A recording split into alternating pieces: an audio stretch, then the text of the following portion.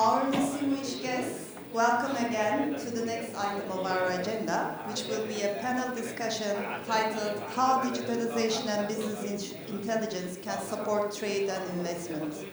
It is my pleasure to call upon our moderator, Dr. Atilla Karaman, and the distinguished panelists to the floor, please.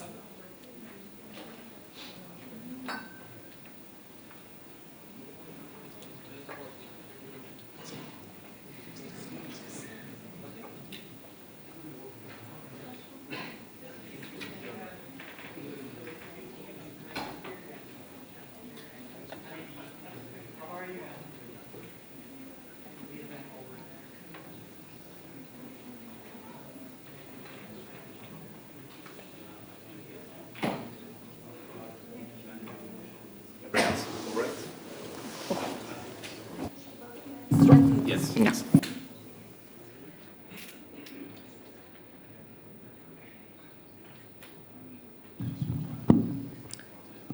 I think I have the floor, right? Thank you so much. Thank you. It's good to see so many people among us.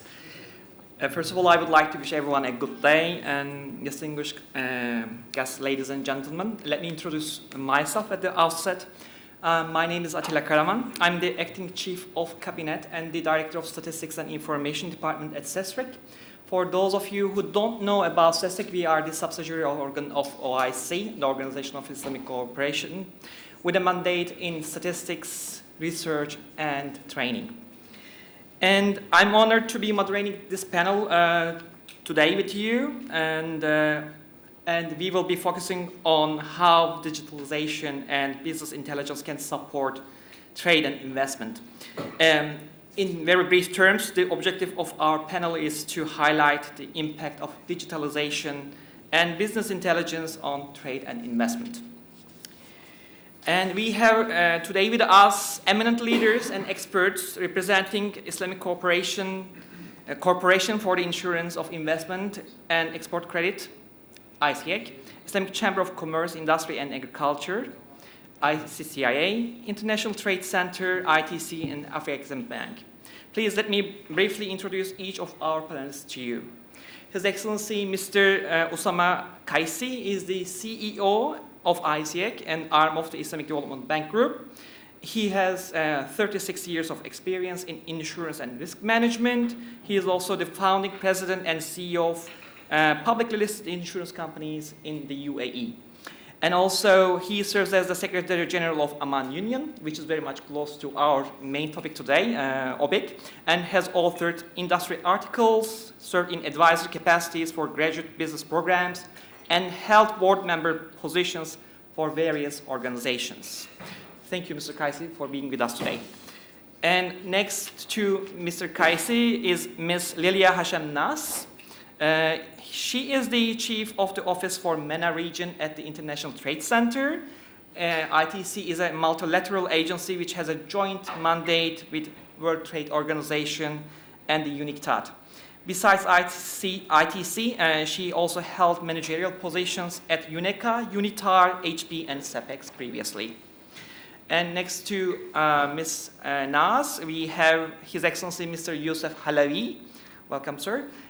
He is the Secretary General of ICCIA and affiliated organ of the Organization of Islamic Cooperation concerning the Chambers of Commerce, Agriculture and Industry. He has established many companies with a large number of investors in more than 70 countries around the world, and also served as board member and chairman of audit and management committees in various companies.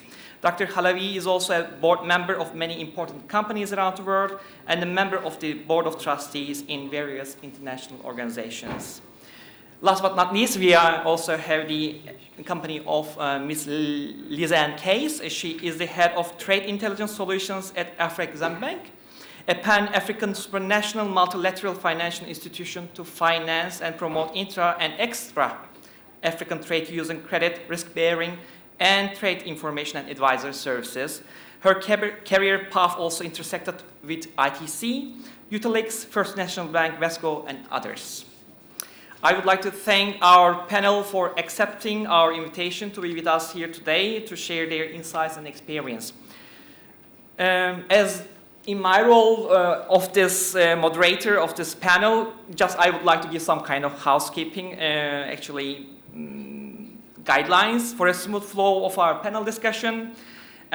Please let me inform you that we have been allocated a total duration of 75 minutes.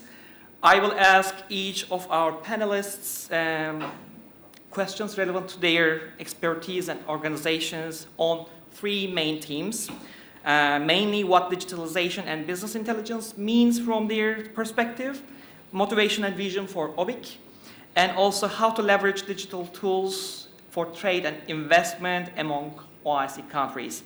Based on the scope of the questions, our panelists will have up to 3 to 8 minutes each to provide their insights to our audience here. And at the end, we will also open for a Q&A session to receive your questions and to be actually responded by our panel in here today. And without further ado, let me start with the first part of our panel discussion. And we will be focusing on the definition of digitalization and business intelligence, and I will be starting with, inshallah, with Mr. Halawi. Thank you for being with us today, Your Excellency. And could you please define digitalization and business intelligence within the framework and priorities of ICCIA? Because ICCIA is actually the main organ of the OIC concerning the chambers of industry, commerce, and agriculture. And what do you think about this, sir?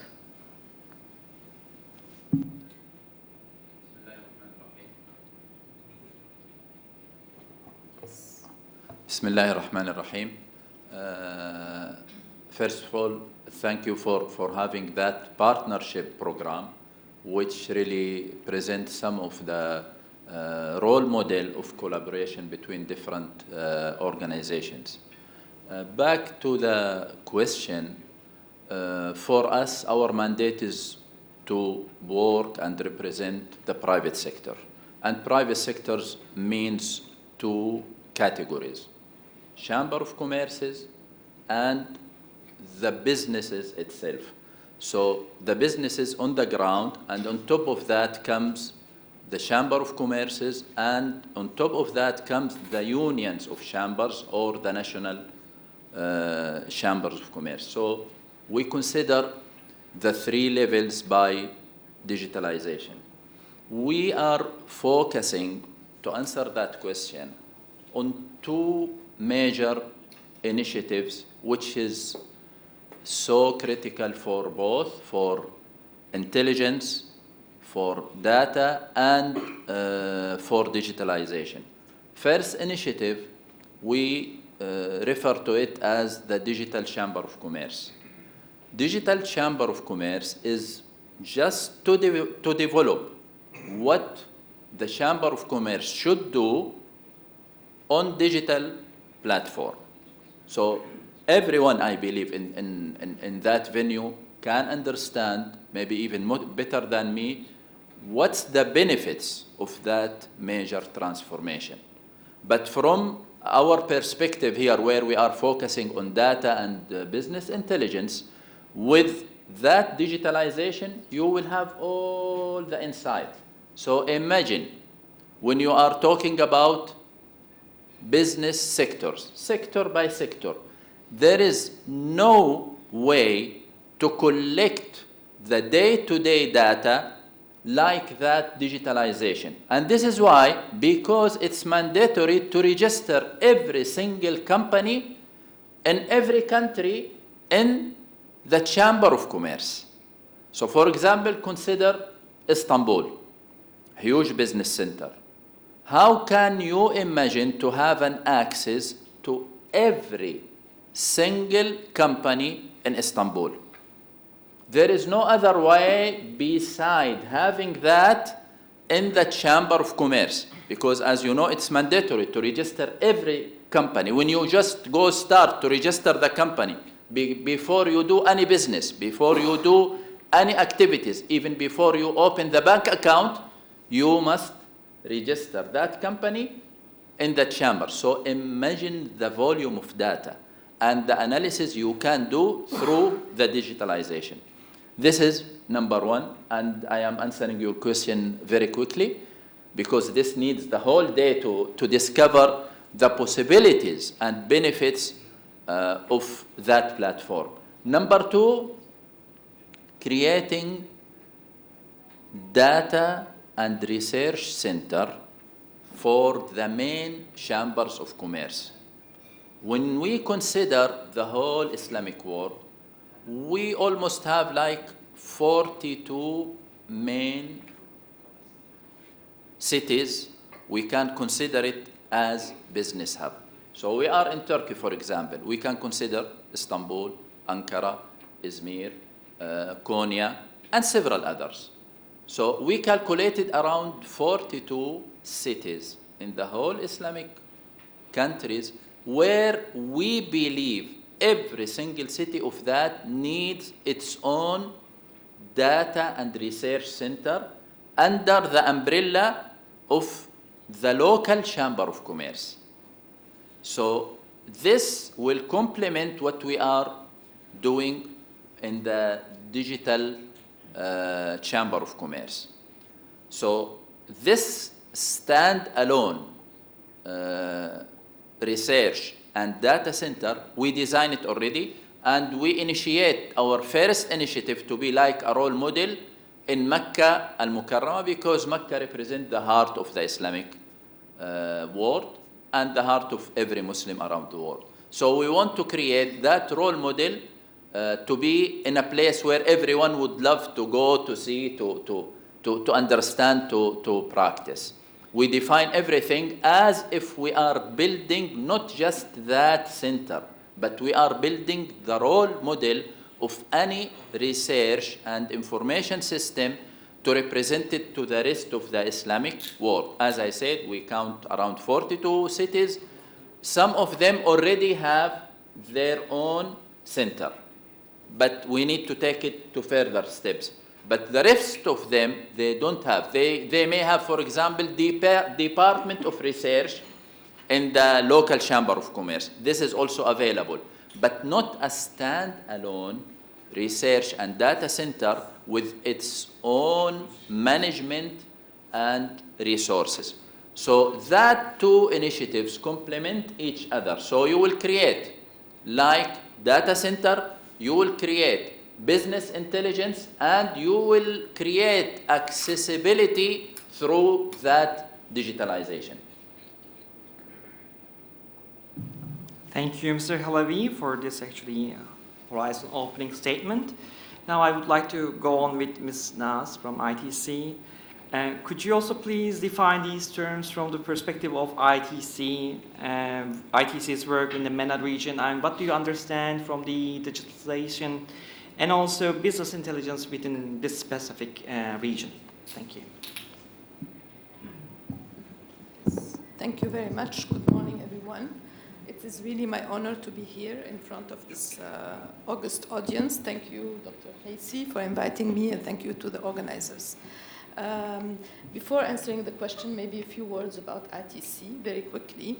ITC is the International Trade Center based in Geneva. We are, as you said earlier, we are under the UN. We are a joint agency of the UN and the WTO, working on the development of trade, working with developing countries to help them develop trade and particularly position in international market. We strongly believe that by developing international trade, we can lift individuals, communities, countries out of poverty and create more inclusive development. We do that through four main axes, working with policymakers and improve the regulatory framework for business development. We work with institutions to create a more effective ecosystem to support businesses. We work with SMEs as well to upgrade them, to help them have the right product for the right market at the right price. And then the final pillar, which is the which will be most interesting for today's workshop, is to provide trade and market intelligence to make informed decision making. To come to your question and answer how we define digitalization and business intelligence, in fact, Talking about trade intelligence, we have one of the largest trade information database or trade statistics, but which includes trade statistics themselves, but also a series of what we call trade map tools, including market access map, investment map, and export potential map, which gives really a whole range, in a very user-friendly access, a whole range of perspective on where is the export potential, where do I have best market access possibilities, and where do we see the growth in terms of sectors or products from an export potential perspective.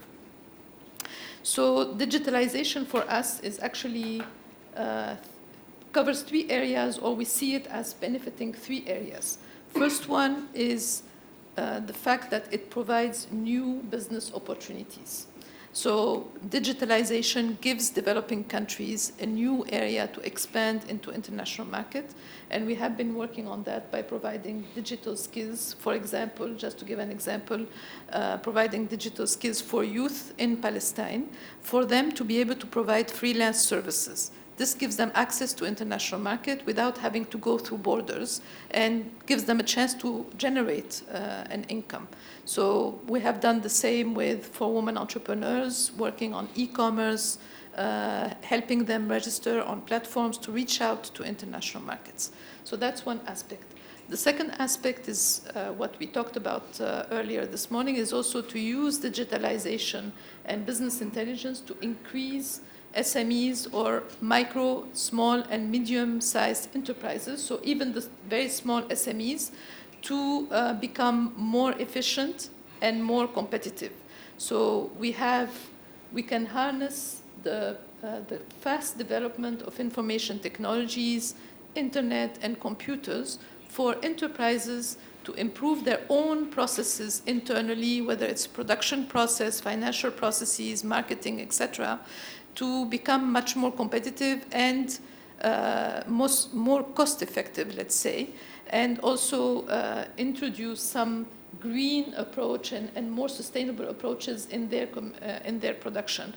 Again, as an example, we have had for a number of years a project in Morocco, Tunisia, Egypt, and Jordan on textile and clothing industry, where we are helping companies to understand where they have a lot of waste, how they can decrease their waste and improve their cost efficiency using information technology, and then looking at how to position in new markets, so diversifying their reach out to international market. The final point is maybe the closest to what we are talking about today, is really to improve the decision-making capacity of policymakers, institutions, and SMEs by providing them, by providing them access to business intelligence and trade intelligence.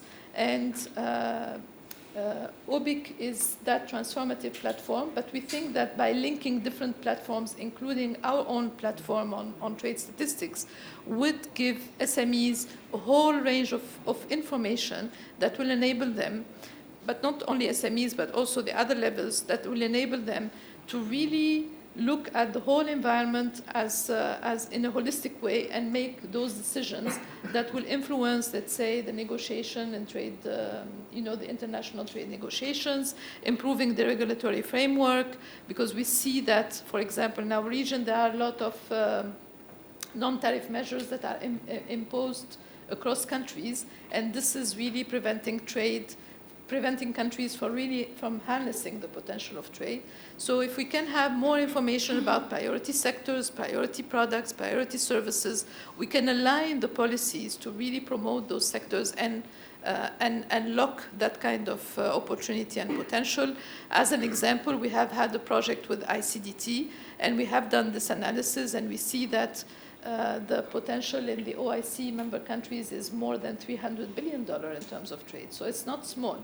We are talking about a very big volume of trade that will really help SMEs develop, grow, create employment, and generate that positive circle of growth, inclusive growth, and sustainable growth within the OIC countries. I will stop here. Thank you. Thank you, Ms. Nas. Now let's go on with Ms. Case. And would you also please be able to define digitalization and business intelligence, specifically focusing on how these are enabling trade finance solutions at your institution at Afrexim Bank? Yeah, thank you. So thank you again for having me here today. It is my honor to represent Afrexim Bank. Before I answer your question, I will adopt the same approach that my colleague Lilia has adopted. So I'll start by explaining a bit more about Afrexim Bank and the function that I represent, and then speak about the digital transformation that the bank has invested in.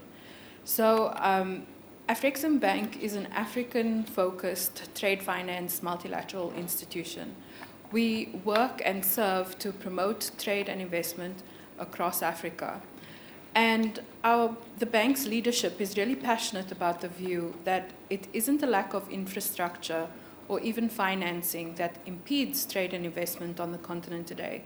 It really is the lack of information, where people in one African country don't know about the opportunities in other African countries.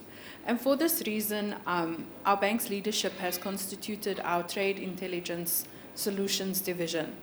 And we have a dual portfolio. On the one hand, we have a digital component to our portfolio, and I'll speak more about how the bank has invested in a broad ecosystem of digital tools to enable trade and development. But we also, on the other side of our portfolio, for clients who require more nuanced support, who don't want to simply log onto a platform and get the information themselves, we also deliver strategic advisory services direct to our clients, where we understand their operating environments and we build customized models and tools, business planning tools, to help them understand and locate the opportunities, and then also position their products within those markets. So in terms of answering your question and what digitalization means for Afrexim Bank, we as a bank have invested quite heavily in what we call our digital transformation under the auspices of the so-called African Trade Gateway. Now, the African Trade Gateway is an ecosystem of digital platforms. 2 of the 5 of the digital platforms are business. We own it as the business owners in Trade Intelligence Solutions. There are 3 other platforms. So I'll speak of the first 2. So the first one is called Trader Intelligence. Trader Intelligence is looking to utilize advances in modern technology, such as machine learning, AI, etc., alternative data sources to control and predict African supply chains down to where the opportunities and how to access them. We also use Trader Intelligence to disseminate the 114 publications we produce on all African markets. We use it as an avenue to also connect directly to the Trade Intelligence team if there are any clients who require some support. We're building a B2B hub because we also understand that it's not just about providing physical channels such as our inaugural trade fair, but also digital channels for businesses to connect in our B2B hub.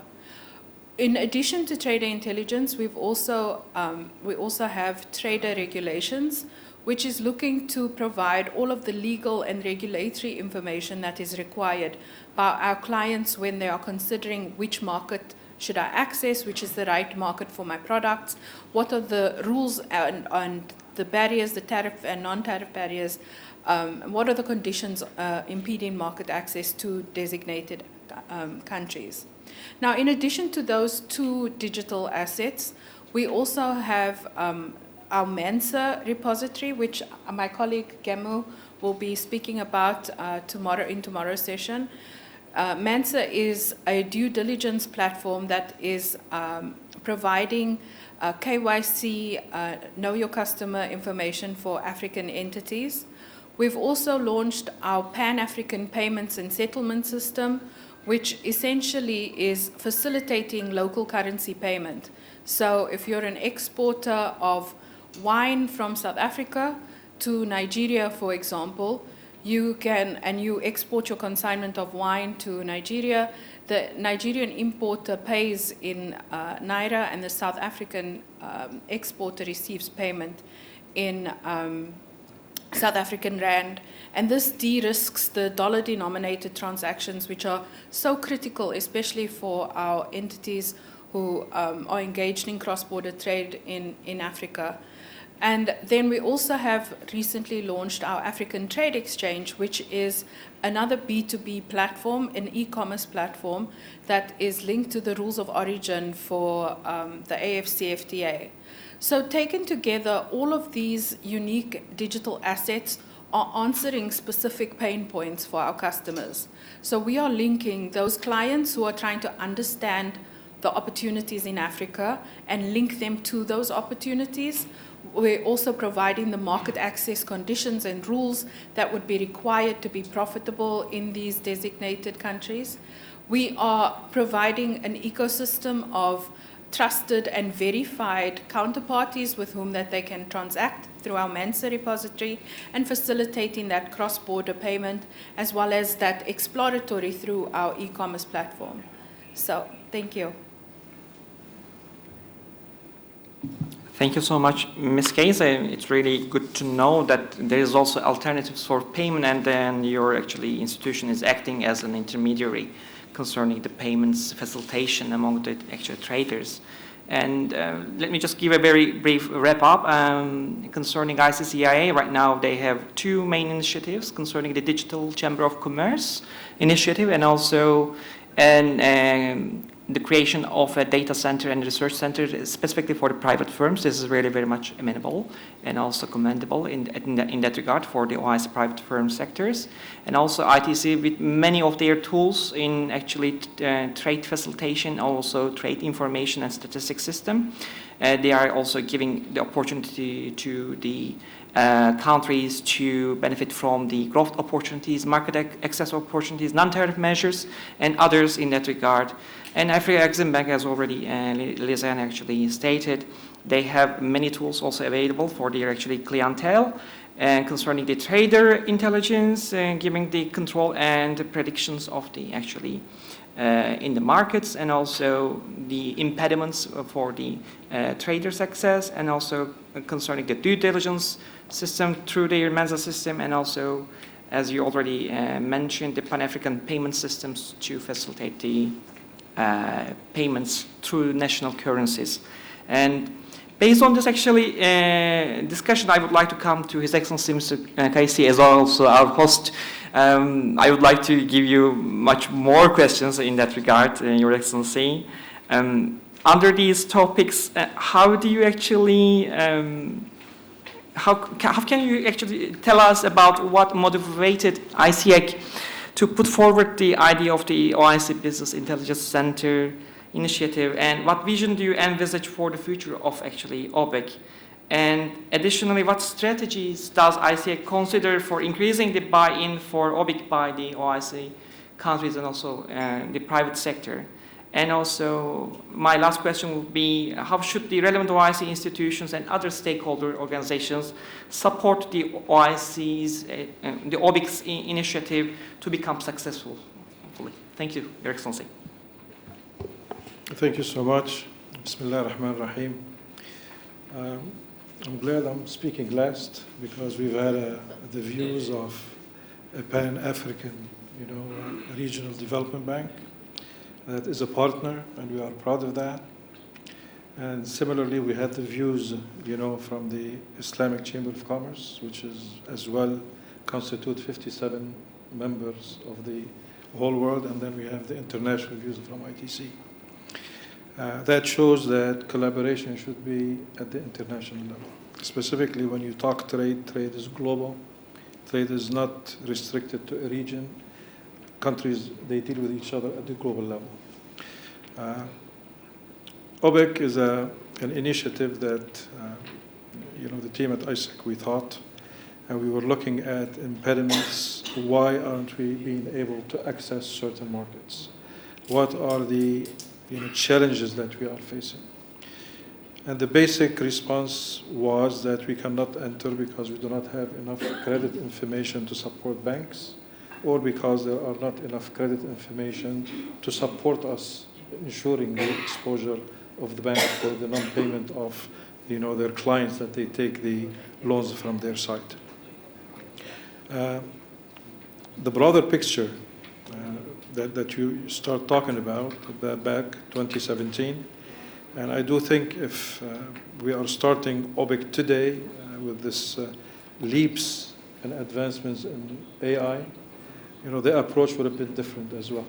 Okay, the study for OBIC, it is on the website of ISEC, like it was mentioned today, and it is a live document because of the changes in technology and where we are going with this, in order for us to achieve this regional cooperation and integration at the level of the OIC member states.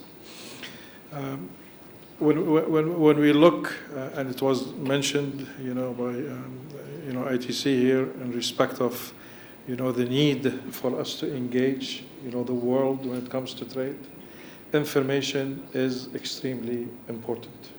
In the absence of information and where we are heading as society, as a world, we cannot transact business these days. Member states, they have different level of development, and this is what was mentioned by Dr. Youssef at the level of the OIC, where a hub and spoke model was designated because some member states, they are far more advanced in respect of their platforms that they are using than others. And then we can work in order to integrate these economic, blocks together. And from there, we can start using the same platform as it was mentioned by our colleague from Afrexim Bank. There is a need for a single platform for trading, where it was because some member states, they will have no capacity to produce, a platform because of the cost restraints. So you will have a single platform that is shared by everybody in order for them to be able to trade on it and to expand, the space for the economy to grow and for the banks that are there. The financial inclusion is a big part of it, where you would like to have every individual be a part of the economic system. And this is something the study has shown, that the impact of unbankable people or partially banked people, it is about in the tune of 2 billion people globally. And these 2 billion people, you can imagine their impact once they enter into the economy, how you can see a shift, in the demographics and respect of their productivity in every single country where we are operating over there. Furthermore, when we studied at the beginning the OBIC, the premise was credit information. Then when we delved more into the study, it became data mining.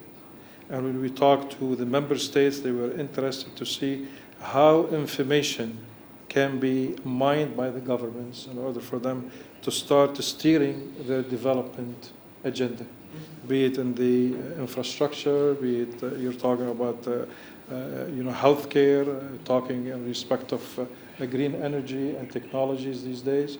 All of this became, at the heart of OBIC.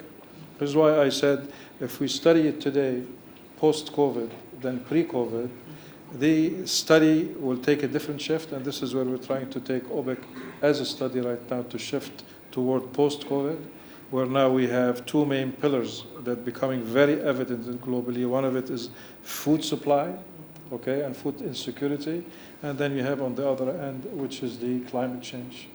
These two are becoming two pillars of OBIC that we are studying right now to incorporate in the study, so we can as well to see how we can introduce development into these two sectors, and specifically into the food security. It was mentioned by ITC as well, the need for regulation. It is extremely important that member states, take the lead in order for them to regulate markets, in order for them to put the policy, and what role we will play as an institution, as Islamic Development Bank on the policy side and the private sector entities. We like to integrate these economies together. So policy discussions have to be done at the regional level. It cannot be done with the International Trade Center or other international institution solely from country to country. It has to be looked at the regional level. And this is what Africa, they are good at that. The African Union always move together. They push their agenda together. So there's different facets of where we are heading. The private sector is core, and we have found more and more as we are talking to governments that the role of credit information is being bestowed upon the private sector more than the government. And this is where it creates a bit of a challenge about leadership. Who would lead such programs when you're talking about regional hubs? One. Number two, about the sanctity of the data. Who owns it? There's security issues that are there. And thirdly, in respect of dissemination of this information and the ownership of it. All of these issues we are discussing with the governments to see how we can proceed from there. And it was mentioned in the report that we have identified 3 hubs. The first one is in Kingdom of Saudi Arabia. The second one is here in the Republic of Turkey. And the third one is in the Republic of Indonesia. And hopefully, inshallah ta'ala, we will be able to hold the third capacity building program in Indonesia next year in Jakarta. And we'll be talking to our colleagues and the government over there about that during the first quarter of next year. Just an announcement in between. So, we are working with these 3 governments in order for us to see how we can put these systems in place. It is a very complex matter, okay? But the solution is going to end up, to forge, relationships with ITC, with ICCI, and with the Exim Bank of Africa, Afrexim Bank that is over there. These are much easier relationships to forge. And there are partnerships that are existing in order for us to start the development. The government role is slow to come, okay? And I say that, with a reservation, because there is processes to take, okay? There are decisions beyond economies to consider, and this is why they will move slow. These are decisions and these are initiatives we make for tomorrow. But meanwhile, we engage the private sector to move faster in that aspect. What is required and why we are here, I see many faces I've seen in Jeddah, okay, and I've seen many faces of partners that we have from Amman Union, from other conferences, from other endeavors we've been with. We have to continue working together. We have to make things happen. The risk that we have is for us to lose opportunity for economic development. And this is something we cannot afford to have. What we are talking here about is not talking about institutions. We're talking about a human being that we have to take the step forward in order for us to provide them with a better future. This is what's at stake here today.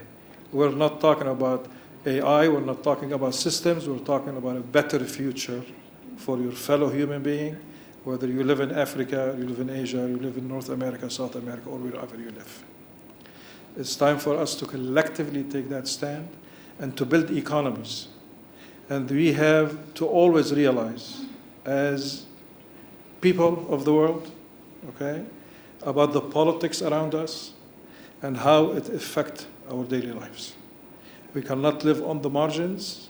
You have to understand where these shift in policy, this shift in technology, these advancements that we are facing, where is it taking us? If we do not do it as individuals, if we do not do it as institutions, we risk to become irrelevant. We risk become irrelevant. It was spoken very beautifully here when we said, we do not need human capacity, we have it. When I travel across Africa, a beautiful young people, educated, with capacity, with knowledge, entrepreneurship. We do not need money, we have the money. We have multiple jurisdictions where we are wealthy, and we have the wealth in the ground that we are yet to see what we can do with it. The will takes us where we want to go. The message I want to give here, if you allow me, to say all what we want is to gather this information and to use it for our betterment. And this is what we are here for.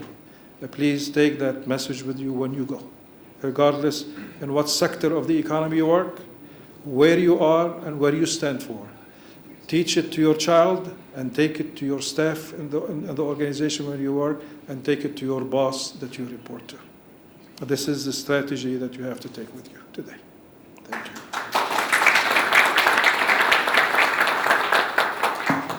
Thank you, Your Excellency.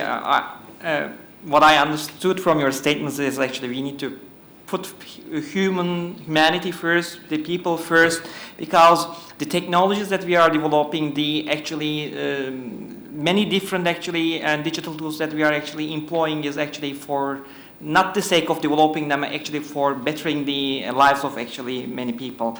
That's why we are actually here to collect data, and we need to actually convert that data into something insightful so as to actually ameliorate the livelihoods of the people. In order to complement your actually ideas and philosophy in here, now I would like to revert back to Lizanne for the third part of our actually discussions, how we can actually leverage the digital tools for trade and investment from your organizations or from your perspectives concerning the OIC countries.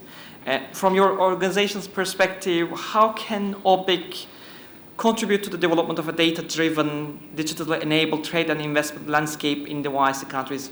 African Bank has already accumulated that kind of actually experience. How could you actually recommend in that regard to us? Thank you.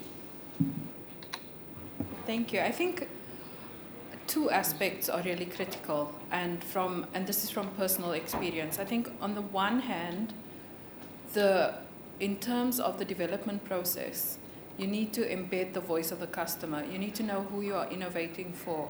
How do they want to receive that information? How do you make it as accessible as possible so that they can use that information for the business ends that they may have? That is critical, and I think that is something anybody involved in any sort of digital technology product development, you need to have that, embedding that voice of the customer from the requirements gathering throughout the the various sprints to delivery and testing, etc. So I think that is first and foremost one of the most critical factors. And then the second aspect that I think that we all share in terms of as we innovate in this space is understanding that different markets have different requirements. And especially in our experience in Africa, providing any kind of intelligence offering in a continent that is fragmented, that has different rules and languages, preferences, I think that has also been quite a significant challenge, in addition to the structural data gaps in Africa. And innovating in that space, it's quite difficult. So I was really very heartened to understand your approach is taking that into consideration as well. And I think that is something that cannot be overlooked. I think you have to invest in that data collection infrastructure. You cannot leapfrog those aspects, because a lot of these markets, you can't add any of these tools such as machine learning. The machines need the data to learn. So you need to invest in that infrastructure, which in many of these African countries, there are these structural data gaps. And that requires partners like ITC to go into these countries to support the agents of collection so that you can then innovate. So those are the two aspects I think are really critical. Thank you. Thank you, Lizanne. I mean, these are really very important two issues. I mean, embedding the voice of the clients in your actually plans and also actions, and also investing in the data collection infrastructures so as to feed the relevant systems, because without those, AI or machine learning will really not be of utility to us. And in this connection, I would like to come to Ms. Naz. And in your opinion, what are some ways we could support export competitiveness of the OIC SMEs, and also particularly those engaged in digital trade or e-commerce? What do you think about it? Thank you. Thank you for the question, and thank you, Dr. Casey, for very inspiring thoughts you have given us, and I will maybe take from there, which is really our goal as institutions is to promote trade, but not for the sake of trade. It's really to improve and lift people out of poverty, to improve livelihood and to improve conditions of life in the different countries. And as Dr. Casey was saying, we are in a region that has all the needed components to achieve that, except that we are not harnessing that potential we have, despite the diversity in terms of the OIC countries. We are still very concentrated in terms of market, of outreach, in terms of international trade. And this has been even more complicated because of the recent crisis we have gone through. So to achieve that potential, we need, and I think this is the main purpose of OBIC and ISIC, is really to, one of the main purposes, I should say, is really to mitigate the risk, reduce uncertainty, and create more confidence and trust in our region as Islamic countries region in general. And for that, I think those tools that we are talking about, and databases and access to information through improved means to access the information, because the information is out there everywhere. We have all the databases we need. We have a lot of sources of information. The problem is the user or the end user or the consumer does not really have an easy access to that information. It becomes very complex, it's very complicated, and sometimes it's not very user-friendly. So to enable the user to have access to a different set of information in the same place in a user-friendly way will definitely go a long way in creating that trust and enable the reduction of risk and uncertainty around the transaction. This is even more important for e-trade or e-commerce because you don't know who's behind the line. You don't know who's on the other side. So we need to have tools, a one-stop shop. What is called a one-stop shop in general is one place to have access to a very diversified sources of information that connect and build that analytical layer to enable the end user to use that information for better decision making, and that goes at all levels. Talking about the policymakers or the institutions or the businesses. But particularly for the businesses, they need institutions like Afreximbank or ITC or others to understand how that piece of information can help them in their decision making. How do they use it to really make up their strategy and vision to be able to increase trade?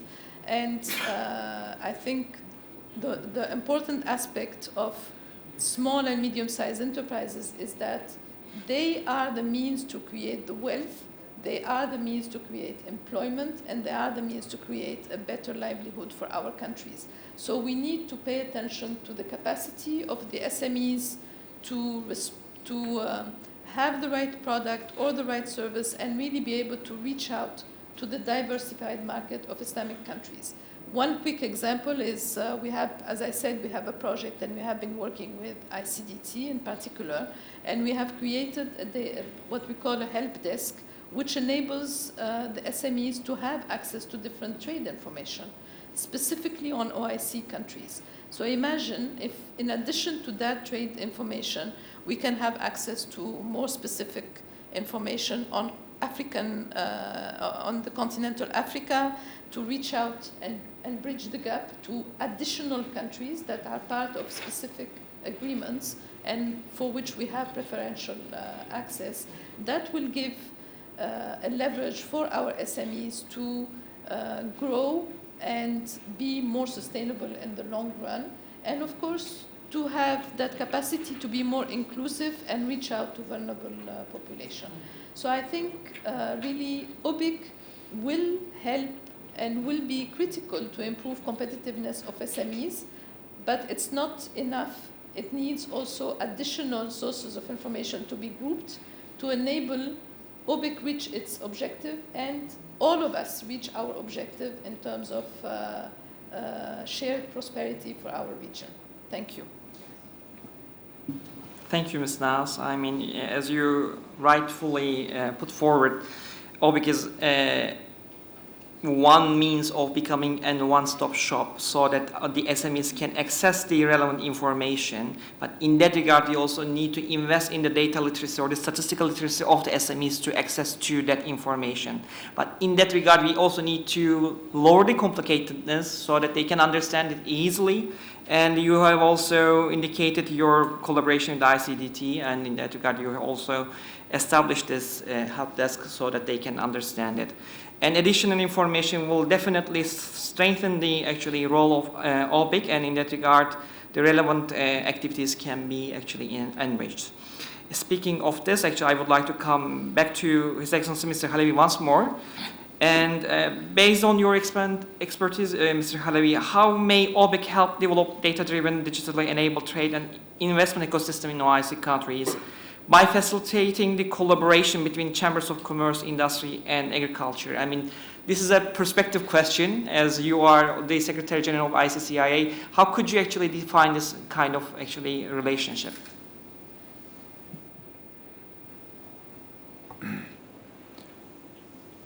I will focus on, I believe, two major principles. Number one, partnership. Number two, integration. So, partnership means every organization, they have their own role based on their mandate.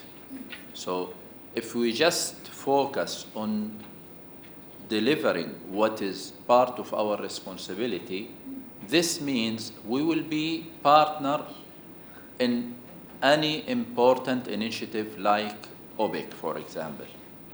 So for us as like the Union of National Chamber of Commerce, if we just focus on that and deliver what should we deliver based on our mandate, this means we will be a good and active partner with that initiative, which is managed by another organization.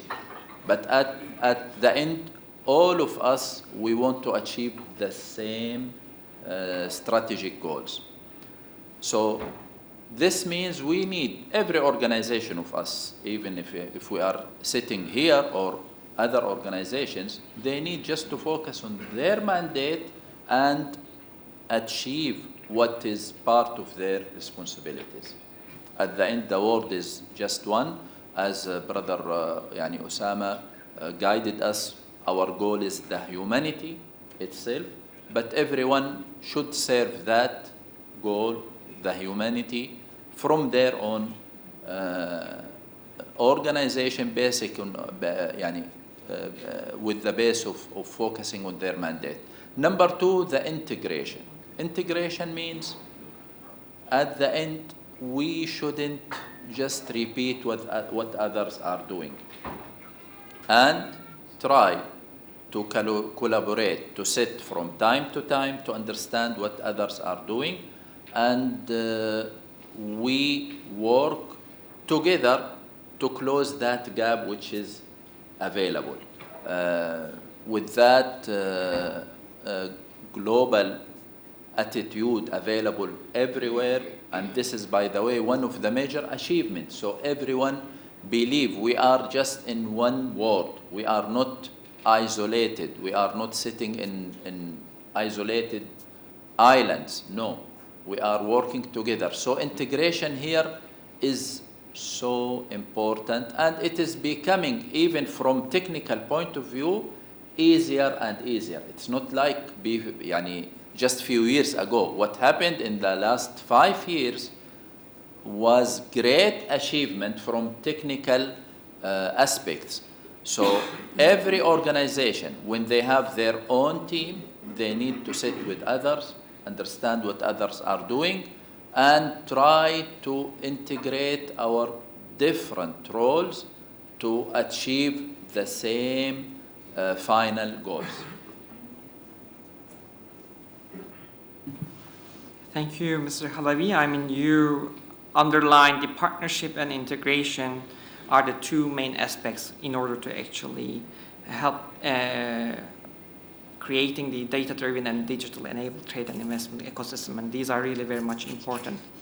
And now we have concluded the first main three parts. Now, I would like to open the floor for our Q&A session, and then we will have around 20 minutes for this session. And I would like to invite the audience to please direct your questions to the esteemed panelists in here. Before you direct your questions, please briefly introduce yourselves and your affiliation, and also indicate to whom you are actually addressing your question. And I would appreciate also our panelists can restrict their interventions to around something 3 to 4 minutes, so as to have as many questions as possible from the audience, because this is really very much important, and we are also with the private sector representatives in here, and I really would like to receiving their questions. Please. Please, ma'am. Sorry, gentleman over there. Yes. Thank you. First of all, we are very pleased to be here, and thank you for giving us the opportunity to meet the fellow peers here. My question, I have a question and a quick Could you please just introduce yourself and your affiliation? Yes, thank you. My name is Mu'min Mukhtar. I'm the Secretary General of the Federation of Afro-Asian Insurers and Reinsurers, and our core objective is to promote the collaboration between the insurance and reinsurance companies in Afro-Asian region. I have a quick story about the importance of the information and a question that will allow me to direct to Dr. Osama. The importance of the information has led one of the insurance companies to write a credit insurance program, and some flaws took place, and this company most likely will lose 45% of its paid-up capital if this claim was not paid or paid by them only. How this will affect me personally? I mean, ultimately it will fall back if this company goes bankrupt because they took a wrong decision based on lack of information. If I have a car accident, the company will not be able to pay my car claim, isn't it? So despite the information should be made available to them, they should do the due diligence, because they took the decision without doing the due diligence. I personally might be affected. Anyone here might be affected.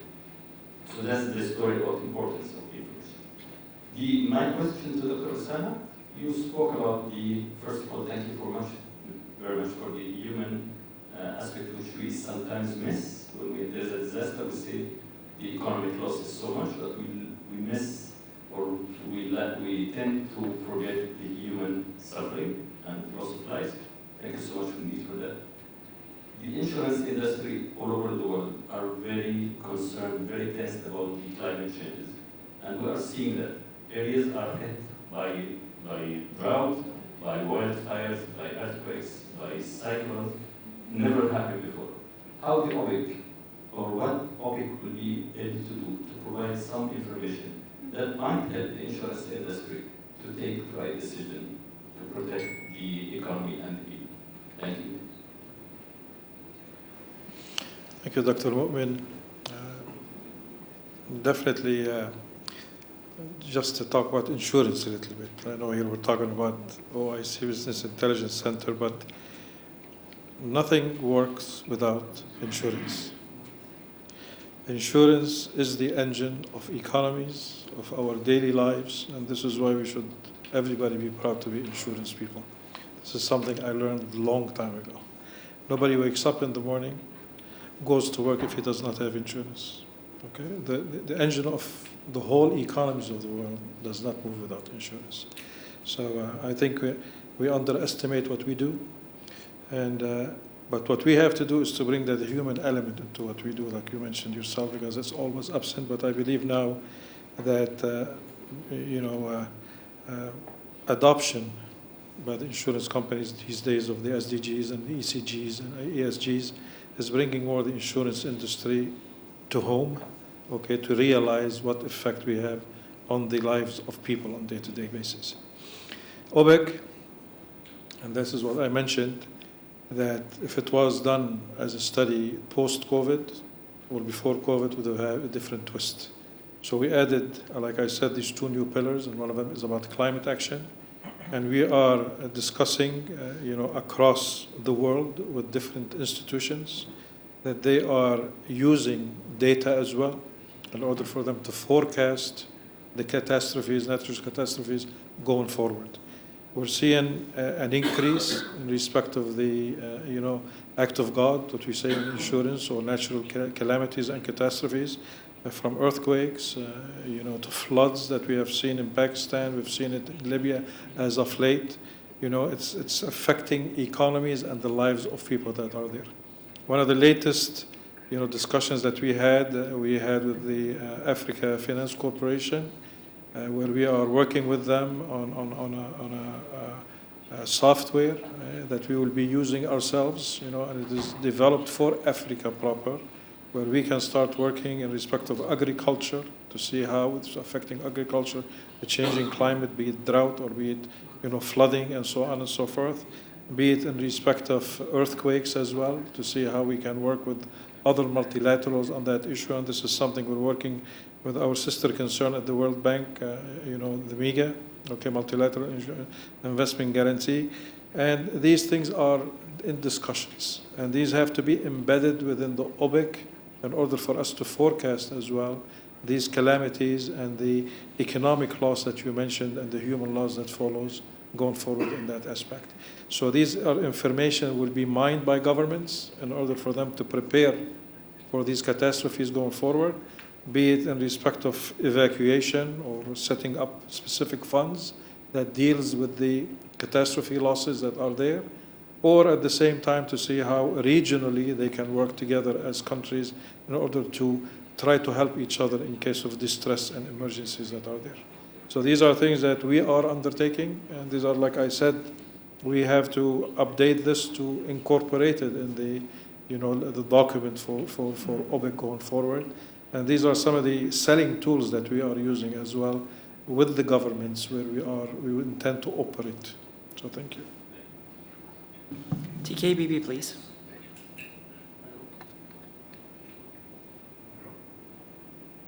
This is Fatma Shinar, Translation Bank Association of considering the positioning of OBIC in the market at the counter of the SMEs, to serve this initiative to the SMEs, because this is for them. We need to create awareness and demand for the initiative. Do you have any specific strategic alliance with digital banks? Because they interpret banking with different terms, and they consider all the banking services as a market to serve for the customer with all possible capacity and solutions. Do you consider any strategic alliance with the digital banks? And one more remark, to have a continuous dialogue over the OBIC, I would like to suggest to have some periodical sessions for OBIC within OIC countries, like a market update, because the information is not just coming from the data. The representative of relevant institutions within the country, they are also commenting on the data's projections within the market. This part is also critical, like Moody's, S&P, some rating institutions, they actually do update programs with their customers or with their counterparties. In addition to data, this market update would be continuous dialogue over topic. I assume the question is for you, Mr. Kaisi. Yes. Well, thank you, Fatma Hanum. There is no doubt that digital banking is the future. And we have seen an increase in the number of digital banks across the membership of the OIC. We see them playing a role in the future. Until now, they are focused because of regulation, small limits, definitely probably it befit SMEs. and that will give access to SMEs to funding that is probably easier to access than to go to traditional banks, conventional banks or Islamic banks. But the core issue when it comes to SMEs, yes, definitely lack of financing is the number one reason why they fail or they never flourish. But I do believe, while we believe as a free world and free economy, but these sectors, as the SMEs, they have to be controlled, in my views. The reason is because the economy is shifting. National development plans for countries has to be followed, and the SMEs, they have to move with it to grow in the right sectors of the economy that is there. These individuals, they have to be taught how to run business. It's not because I have an idea I can finance you. He has to be a financier before he is a businessman. He has to know how to spend the money before he does that. So this is why they fail for several reasons, but majority of the reason why they fail is because they do not know how to manage their money, or they enter a crowded sector that they cannot survive in it. So these sectors, they have to be controlled. Even if you live in an open economy, okay, free enterprise, but they have to be done the right way. I just was 10 days ago, we were in Azerbaijan, and we went to Konya, and they had a beautiful center for the development of the SMEs. And this is something that they teach people how to do it. They have a breakaway room where they sit with bankers, with accountants, and they teach them how to do the business. They tell them the economy. They tell them the specific sets of skill and competencies that they need in order for them to progress and to go. Yes, digital banks can, talk about this unbanked number of people to incorporate them, but it is not the solution unless it is done on large scale and it can incorporate people. Like you take the example in the GCC, for example, where we are in Saudi Arabia. Majority of the people that are using digital bank these days are not SMEs. They are, laborers, blue-collar workers, okay, that they are using it just to transfer their salary to their countries, okay, expats, remittances, back and forth it is there. So it's not used for the right purpose that is there. There should be programs put together with the government support to support these digital banks for specifically targeted at the SMEs.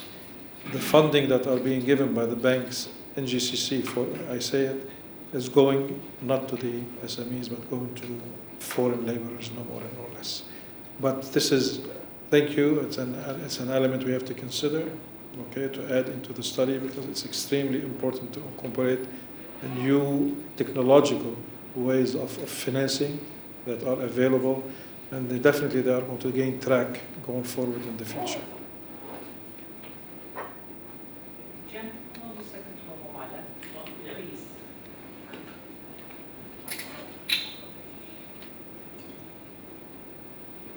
Thank you very much. It was a nice panel discussion. I'm Honorable Ajizul Islam from Bangladesh, World Bangladesh Investment Development. As already we have learned about data security is very important. Data storage, lots of data is coming. So where to store the data to establish the data set that is very concerned. The second is the cyber security. So lots of disaster we have experienced in different countries, different banks, so different. Yeah. So what sort of cyber security protection has been taken to protect this financial institution? Another question has come very, very important. The chamber and the digital business, one-stop shop. In our country, we say the one-stop. This is very, very important. The single point into any businessman want to invest in a particular country in bringing the FDI, so they want to get one-stop shop to apply in registering their company or doing their business. And for ease of doing business, it has a very important role. And to reduce the time, lower the cost, improving the transparency, and it is very smarter. So I just would like to request OBIC, so in that perspective, what sort of steps to take in digital business to compete globally? Because we have to face the challenge of whole area. There is artificial intelligence is concerned, blockchain is concerned, with digital banking, also the Bitcoin also starting operation. Thank you. I assume the question is again for you, but let me start with Lizanne. I mean, as a financial institution, you don't need to give the specifics because this is something confidential, most probably. How do you take the data security and cyber security from your perspective? Then I will come back to again Mr. Kaisi concerning the second part of the, also Mr. Halevi concerning the second part of the question, please. So we have a IT security team in place in the bank, and they oversee all of our security aspects, utilizing the various different softwares and licenses to them to maintain the integrity. You'll also hear from my colleague Gamu, who with the Mensa one, for example, they are implementing ISO standards around data privacy, all of those aspects as well, given the aspect of Mensa, which is about collecting personal information, less impacting on the intelligence side, though.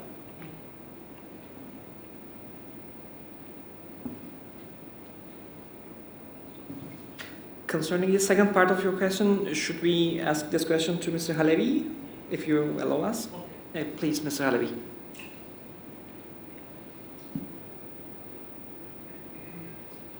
The concept of what you call it one-stop shop is so important, and now it is becoming easier because of the digitalization.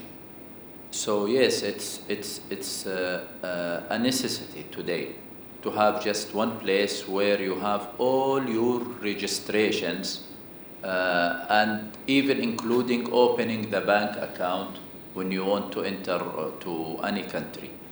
But the issue here is there are different legislations in different countries. So in some countries, this is the role of Ministry of Commerce. In other countries, what is related to the FDIs is related specifically not to the Ministry of Commerce, but specifically to the Investment Authority, or if they have Ministry of Investment. In just few countries, as I know, the National Chamber of Commerce, they have a small specific role just regarding the registrations, getting the certificate, not more than that. But we are taking that into consideration to create the awareness of the importance of creating one-stop shop and how it is now more and more becoming more easier. It is just to integrate between different systems, which is managed by different authorities or different ministries, but it is achievable and it is already existing in several countries around the world. So we are, yes, focusing on that, especially when we talk about attracting FDIs. So you need to make it more easier instead of traveling several times and appointing one legal firm, and which is very costly, so it is not affordable by SMEs. You know, it's easier to manage everything online and get all the registrations just in few steps. And as I said, the good part of that is that this is already now existing in several countries from our developing world, not just from the well-developed world. No, even in several countries, which all of us know about it.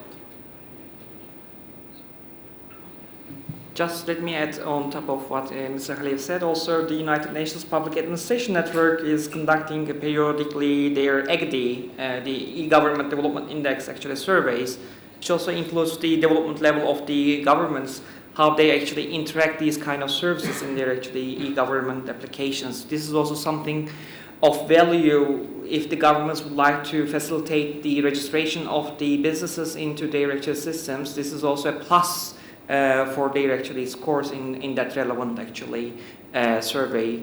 Additionally, right now World Bank is in the transformation of their Doing Business Index into a new actually version, more ethical and more actually sound statistical framework. I think this will be also considering the way of the facilitation or the easiness of the registration digitally. And as we are nearing the end of our actually panel discussion, let us have one last question from the gentleman from Malaysia, please. Hamza from National Chamber of Commerce, Malaysia. My question is, because we are talking about business intelligence, and we are discussing about the role and sharing of information to spur more investment and financing for the SMEs, right, in all our countries. So the question that we also need to address is information. Apart from giving information, what do we can do on recovering? You know, because as traders, as business people, sometimes we have exposures. So these exposures has not been shared, well shared with the parties. You know? So when we have trouble on getting recovery from our investment or financing between jurisdiction of the countries. So that is the biggest obstacle that we have. So currently, and as mentioned, currently we are adopting now, we have two multilateral agreement. That is one in the regional comprehensive economic partnership between the ASEAN +5, and also we have also the TPP, that is within 14 countries around the world now, and UK is coming in. So the exposure that we have among these trades are not being shared among the chambers. So it's usually being done between the G2G. So we hope, I think, so we need to incorporate the chambers to be a part of this initiative. I mean, as what we are going to do in OBIC. Otherwise, it will actually distinct ourselves from the chambers from the way forward that we are trying to do, right? Because some of the information we really know we should get it from the operators itself, rather from the top view. Because we must go down to be peeled down the data. Otherwise, it's just like a normal rating information, normal information portals that we can arrive from, like Euromonitor and etc. Yeah, I like to understand what the purview or the future of getting on that part. Mr. Kaisi, please. I think this is also related to insurance from the country risks and also market risks. Brother Hamza, the simplest answer to you is what Dr. Attila has said: come buy insurance from ISIC. So we mitigate the risk and we pay you, take the headache off your head. You mentioned it rightly. You know, these things have to be discussed government to government. Okay. These are the trade talks that have to go on, and you have to discuss it internally to see how you can recuperate, or how you can, you know, through legal procedures, you know, be able to collect these funding that are there. I recall in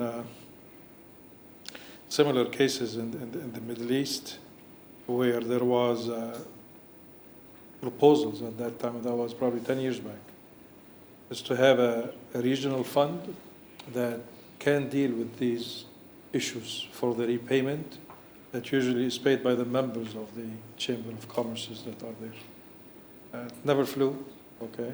Still litigation is going so on and so forth. But I do think insurance was created for this purpose. I don't think there is any regulation that you can put in place that can stop somebody from not paying you for any reason that I say. So there's different programs that are there, be it G2G, or be it B2B, or be it G2B, and so on and so forth. That insurance should be introduced in order for you to mitigate that risk and to take it away. Talk to my colleagues here when you have the chance. Our products, they are, sold to governments, they are sold to financial institutions, they're sold to individuals. And this is why we are here to do it. It's an engine, okay? We are a financial institutions as well as ISIC. ISIC, in the technical words, okay, to call us an insurance company, yes, but we're financial mediators. This is the more right word to characterize ISIC. We're financial mediators. Anything that goes into your desk, or a banker's desk, and they see it as being, risky, okay, you're risk averse, I'm a risk taker, you come to me and we do it for you over there. We're a government institution, multilateral, all by governments, we're not private sector, and we're created for that purpose, to serve both interests of the government and for the private sector as well. But I'll let Dr. Yusuf, elaborate from the point of view of the Chamber of Commerce's, if there is any more regulations or how to mitigate that risk. Thank you for raising this issue. I believe major part of the responsibility comes from the chambers of commerce, the leaders of chambers of commerce, because historically, how the world created that concept, which is chamber of commerce, for several reasons. So part of the responsibilities is to play a major role in policy making. Through our research, we discover in several major economics in the Islamic world, unfortunately, there is no strong role from the National Chamber of Commerce in policy making, So the role of Chamber of Commerce, unfortunately, it differs from country to country, depending on the leadership of the people sitting in the board of directors. There is huge opportunity and there is huge need also to play that leadership role to represent all needs of private sector. I had several meetings with several boards, so they always refer to the role of the government. So I always reply, okay, then what is your role? Why you are here? Why you have hundreds of thousands of members from the whole country? This is our role. If we don't prepare what is the needs of the private sector and give it to our governmental partners, they will not understand. They will just sit and raise the issues from their point of view, from their understanding, and then they will create the policies, the laws, everything, and then you just sit and complain, So this is what we need. We officially represent the private sector.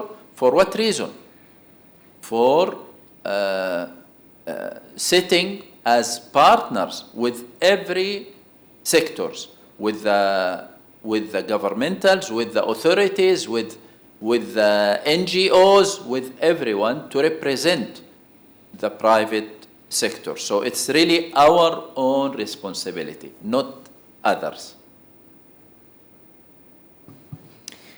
As we are really nearing our allocated time, I would like to thank you for this lively Q&A session. And before we conclude, and starting from my right to left, I invite each of our panelists to provide some final thoughts or recommendations in 1 or 2 minutes on how stakeholder organizations can best support and engage with OBIC going forward and becoming a reality, a real institution.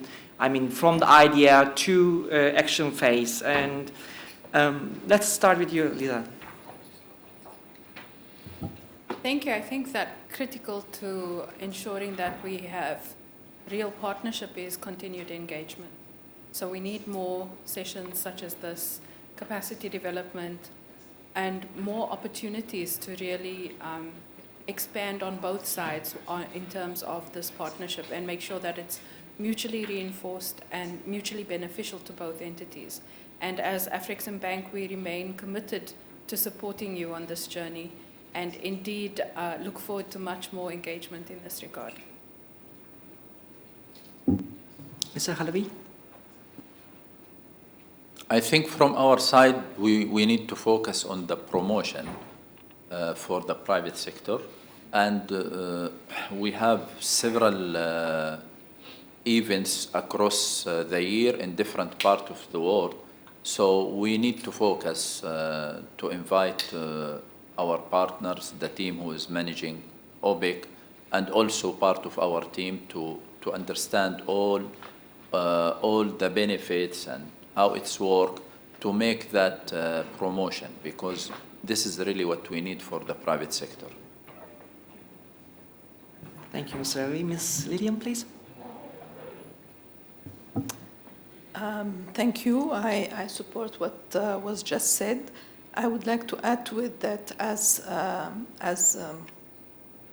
International Trade Center focused on trade development, we strongly believe that it is important to maybe align on the priorities in terms of trade potential and export development for our countries so that we can direct the investment, the efforts of supporting SMEs and the private sector towards those sectors that have the highest potential and actually can bring back value to our economies and growth. And we look forward to work along those lines and in partnership and integrate with the different institutions sitting here, but also with other institutions that are concerned with that vision to increase and improve prosperity in our region. Thank you.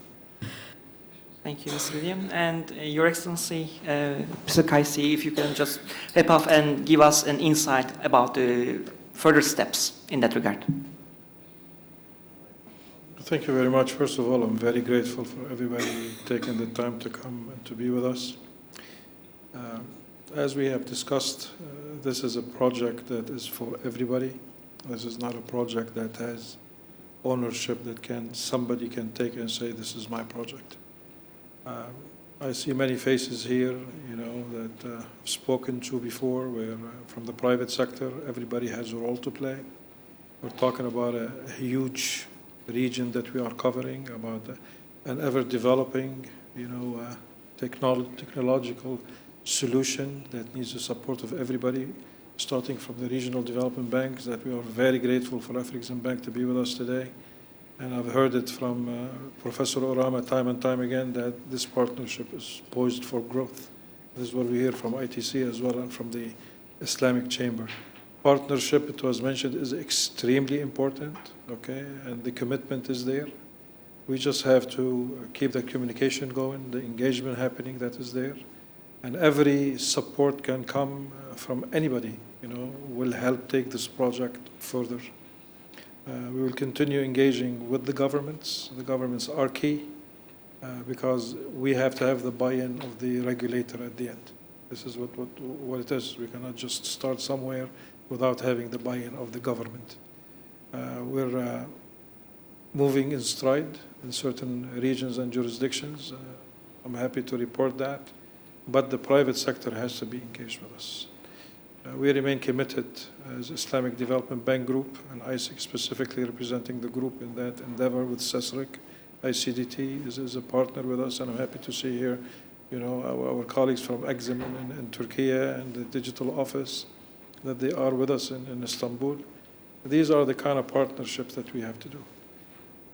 I hope soon enough when we meet again in Jakarta, early next year, we'll have good news to say that we have established the very first hub. And that will become the test. Okay, we need to have a location where we settle, and then we bring all this expertise together. Then and only then you can test it. We cannot just be all over the place. We have 3 very promising regional hubs, Kingdom of Saudi Arabia or in Turkey or in Indonesia. And I'm very positive that within the first quarter of next year we will have some positive news, like I said, to tell you we're settling down, we have a house, how we're going to build things on. But I do want to thank all of you, for coming here. It's very important for you to tell us your views. Every view counts. And last but not least, something that's very dear to my heart, take this message close to home, or we become irrelevant. This is what I say to my kids. This is what I say to my people at ISEC. Technology, embrace it, and use it in your day-to-day life, in your companies. Use it, or we become irrelevant as a nation. I'm not talking about individual. As a nation, people are moving strides. If we don't move faster than them, we will not catch up. Okay? This is an opportunity for us to play the intended role of us being here on earth by Allah as a human being to serve humanity. Thank you so much.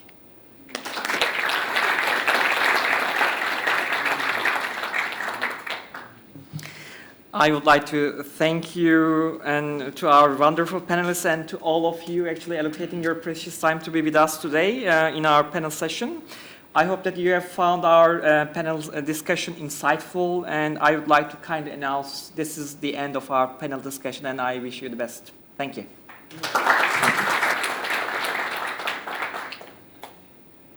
Thank you very much, Dr. Atida, and to our distinguished speakers.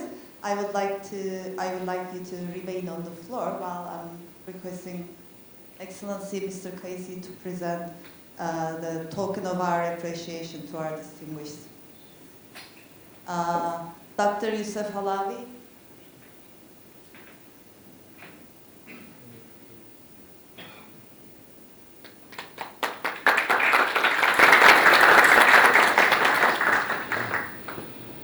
Ms. Lizanne.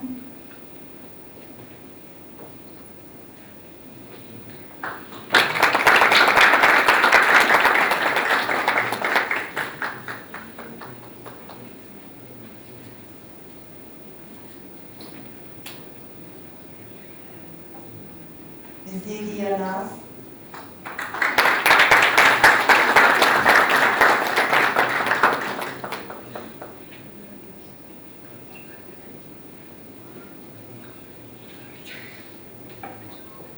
And Dr. Karaman. Can I please have all our speakers on the floor for